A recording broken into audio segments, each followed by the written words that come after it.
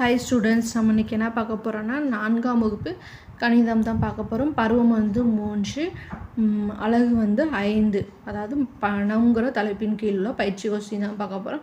பயிற்சி என்னென்னா 5.2. இதோட பக்கம் நோட் பண்ணிக்கோங்க. 47 இருக்கிற 5.2 பயிற்சி தான் பார்க்க போகிறோம். ஃபஸ்ட்டு இதை வந்து எல்லாம் கூட்டணும். இனிமேல் வந்து மணியை கூட்டணும். ஸோ இது எப்பயும் போல் நம்ம கூட்டுறது தான். 38 ரூபா 40 பைசா, 41 ரூபா 25 பைசா கொடுத்துருக்குறாங்களா. 5 4 2 கூட்டினா 6, 8 1 கூட்டினா 9, 4 3 கூட்டினா 70. அப்போ 79 ரூபா 65 பைசா. அப்போ இங்கே 7 1 கூட்டினா 8, 2 3 கூட்டினா 5, 9 2. அப்போ 29 ரூபா 58 பைசா. நெக்ஸ்ட்டு 28 ரூபா 50 பைசா, 20 ரூபா 14 பைசா, 41 ரூபா 32 பைசா. இது 3 கூட்டினோம்னா என்ன வரும்னா 4 2 6, 5 1 3 9 வரும். அப்போது நெக்ஸ்ட்டு 8 1 9 4 8. இப்போ 89 ரூபா 96 பைசா. நெக்ஸ்ட்டு 34 ரூபா 20 பைசா, 13 ரூபா 18 பைசா, 12 ரூபா 11 பைசா. இதை கூட்டணும். 8 1 9, 2 1 3 4. நெக்ஸ்ட்டு 4 3 7, 8 9, 4 5, 59 ரூபா 49 பைசா. நெக்ஸ்ட்டு இதை கூட்டினோம்னா 10 மிச்சம் 1 வரும். 11 12க்கு 2 மிச்சம் 1 வரும். 10 13க்கு 3 மிச்சம் 1 வரும். அப்போ 4 43 ரூபா 20 பைசா. நெக்ஸ்ட்டு 5 5 கூட்டினா 10 மிச்சம் 1, 7 9. இது வந்து 10 வரும். 0 மிச்சம் 1, 5 11 1 மிச்சம் 1 வரும். அப்போது 10 101 ரூபா. நெக்ஸ்ட்டு 7 3 10, 15க்கு 5 மிச்சம் 1. இதை கூட்டினா 14, 14க்கு 4 மிச்சம் 1. இதை கூட்டினா 24 வரும். 24க்கு 4 மிச்சம் 2, 6 64 ரூபா 45 பைசா. நெக்ஸ்ட்டு 5 7 8 கூட்டினா 20 வரும். அப்போ 0 2 கூட்டினா 6 வரும். 4 8 13க்கு 3 மிச்சம் 1 வரும்.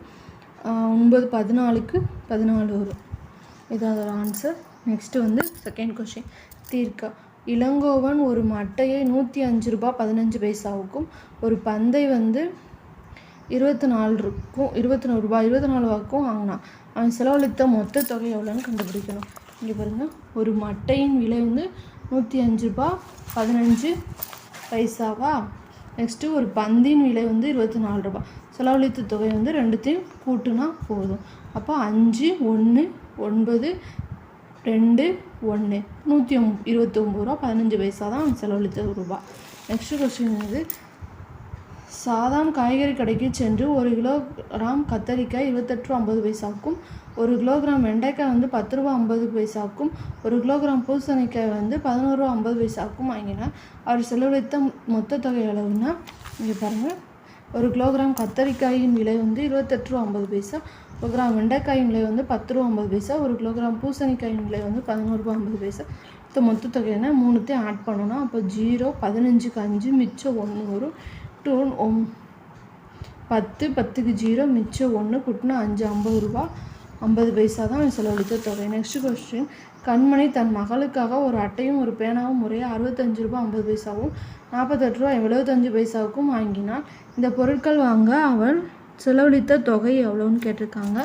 அப்போது ஒரு அட்டையின் விலை வந்து 65 ரூபா 50 பைசா, ஒரு பேனாவின் விலை வந்து 48 ரூபா 75 பைசா. செலவழித்த தொகை வந்து இது ரெண்டுத்தையும் ஆட் பண்ணால் நமக்கு கிடைக்கிறது 114 ரூபா 25 பைசா.